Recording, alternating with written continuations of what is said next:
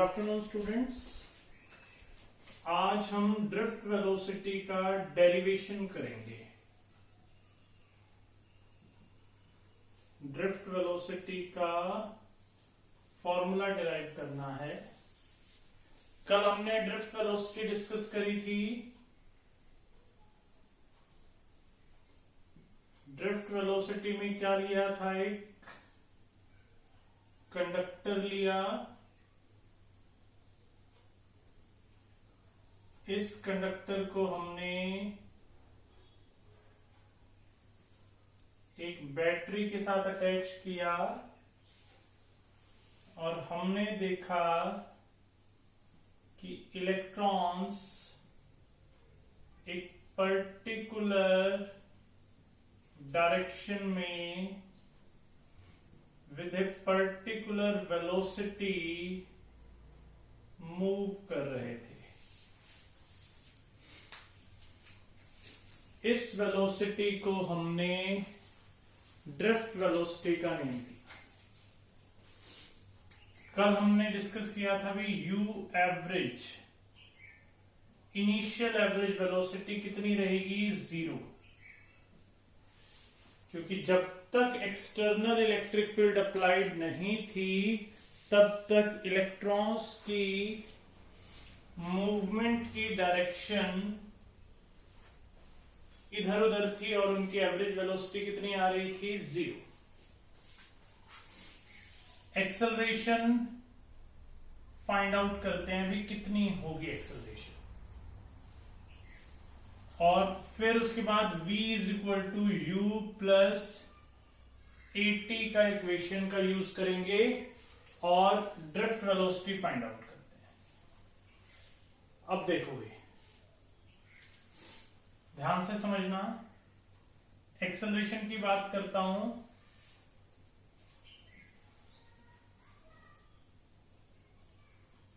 Force का formula होता है F is equals to ma। एक मैं आपको फोर्स पहले बता चुका हूं, दैट इज Q इंटू में E।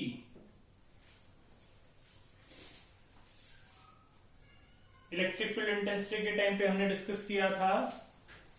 यहां पर मूवमेंट चार्ज की हो रही है, दैट इज इलेक्ट्रॉन की हो रही है, तो माइनस ई।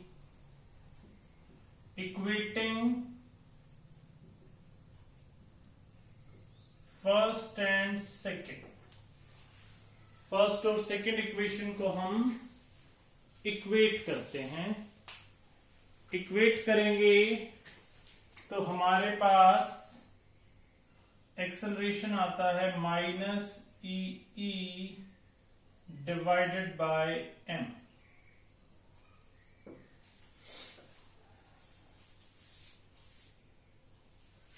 पुट कर रहा हूं तो ड्रिफ्ट वेलोसिटी u एवरेज कितनी हो जाएगी? 0।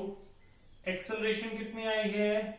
Minus E bye m multiplied by relaxation time 2। तो ड्रिफ्ट वेलोसिटी माइनस ई बाय m इंटू में टू। अगर मैं इसमें सिर्फ मैग्नीट्यूड ऑफ ड्रिफ्ट वेलोसिटी ले लेता हूं, वेक्टर हटा ही देते हैं, नेगेटिव साइन रिप्लेस कर देते हैं। नेगेटिव साइन क्या रिप्रेजेंट करता है उसकी बात भी करेंगे।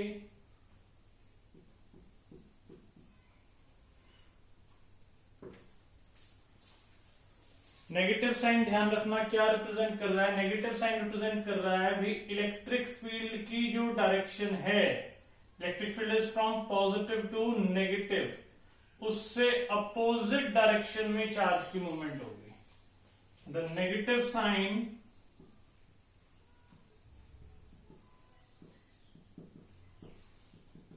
In the